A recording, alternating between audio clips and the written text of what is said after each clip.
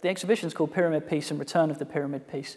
When I was about 10 years old, I stole this tiny piece of rock from the Great Pyramid of Giza in Egypt. And it became, to me as a kid, this kind of strange guilt object, because I couldn't really understand why I'd wanted to take something authentic rather than buy a replica. And yeah, so it kind of, in my mind, it became inflated. It became this strange guilt object. And then it occurred to me a year or so ago to try and travel back to Cairo and find the exact space in the pyramid which I'd taken it from and put the rock back. In the video, Return of the Pyramid Piece, it shows me traveling back to the pyramid 15 years later and trying to find the exact spot from which I'd stolen the rock and putting it back in.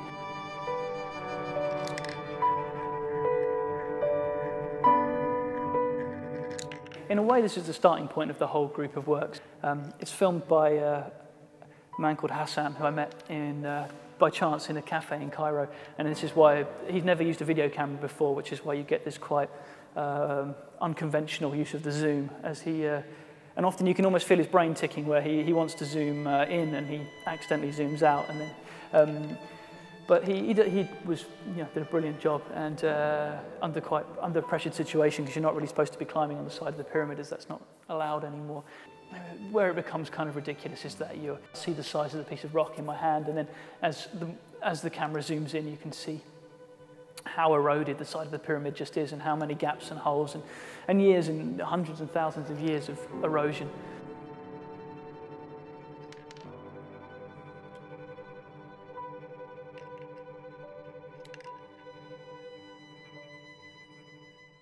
Although on the one hand you have this anecdote about me taking this piece of rock from the pyramid and then travelling to put it back. On the other hand, the sculpture then becomes hopefully something else again. It tries to break away from the narrative and become something else. It's kind of a monument to the piece of the monument. It's enlarged 100 times in length and 100,000 times in volume. It took nearly a year to make. It's all through knitted yarns and upholstery foam over the steel framework. The knitted surface was made by small knitting machines, which I made in the studio with a friend of mine. It never quite worked out exactly how much yarn we used, but it's 50 square meters of knitted material, and we had a kind of colour chart on the studio wall with all the lightest yellow cones on one end to the darkest browns on the other, and then as we were doing it, we'd sort of pick off the cone, feed it in, and then cut that one out, put the next one in, so that we could keep the colours constantly rippling and changing. So with the small souvenir pyramids, the idea was, well, it was after I returned the rock to the pyramid on the second trip. I had a few days in Giza, and I was looking around the tourist shops and became just fascinated by the huge variety of different possibilities that they had for the souvenirs. And I was interested in that question that I was asking myself of what was it the first time that made me want to take something authentic rather than buy a sanctified souvenir.